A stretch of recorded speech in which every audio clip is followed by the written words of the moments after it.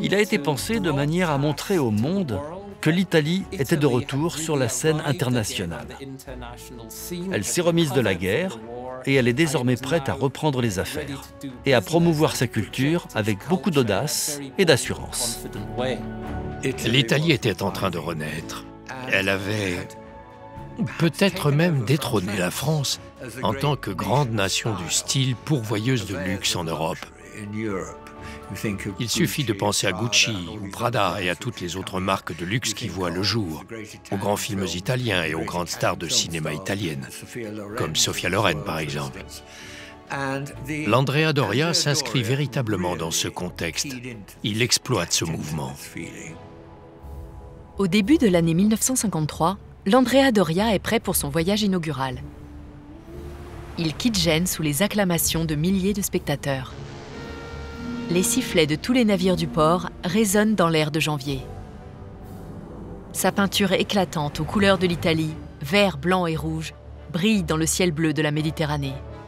Le capitaine du paquebot Piero Calamai prend les commandes pour sa première traversée de l'Atlantique. Natif de Gênes et âgé de 55 ans, Calamai est particulièrement fier d'être le capitaine d'un paquebot construit dans sa ville natale, un navire si important pour son pays. L'Andrea Doria est un symbole éclatant de la Renaissance italienne de l'après-guerre. Piero Calamai sera le capitaine de l'Andrea Doria pendant les 3 années suivantes. Il sera aux commandes de presque tous ses voyages transatlantiques. Mais au cours de l'été 1956, l'Italian Line décide de le transférer sur un autre paquebot. Calamai est déçu de quitter son navire. Il lui reste toutefois un dernier voyage à bord de l'Andrea Doria.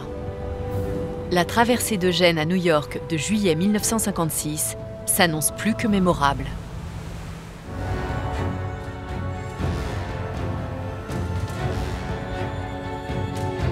Le capitaine Piero Calamai se tient sur la passerelle de l'Andrea Doria et regarde vers l'ouest. Le paquebot italien approche de la fin de sa 51e traversée de l'Atlantique. Ce sera la dernière pour Calamai avant qu'il ne laisse sa place à un autre capitaine. Après avoir quitté Gênes, le paquebot fait d'abord escale à Cannes pour récupérer d'autres passagers, puis il redescend vers Naples. Il longe ensuite les côtes italiennes et traverse la Méditerranée jusqu'à Gibraltar avant d'entamer sa traversée de l'Atlantique. Quand on part de Hambourg, de Brême, de Londres ou du Havre, il faut traverser un océan souvent agité, ce qui est inconfortable. C'était bien plus calme, plus chaud et plus ensoleillé sur la route du Sud.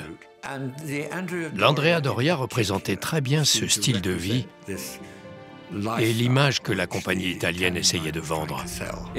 Dans les années 50, pour promouvoir l'Andrea Doria, l'Italian Line va réaliser une grande variété de publicités, toutes plus élégantes les unes que les autres. Elles ont un graphisme audacieux et moderne. Certaines illustrations du paquebot sont réalisées par des artistes. La compagnie voulait que le passager qui mettait les pieds sur l'Andrea Doria se sente tout de suite plongé dans l'Italie et ce qu'elle a de plus beau à offrir.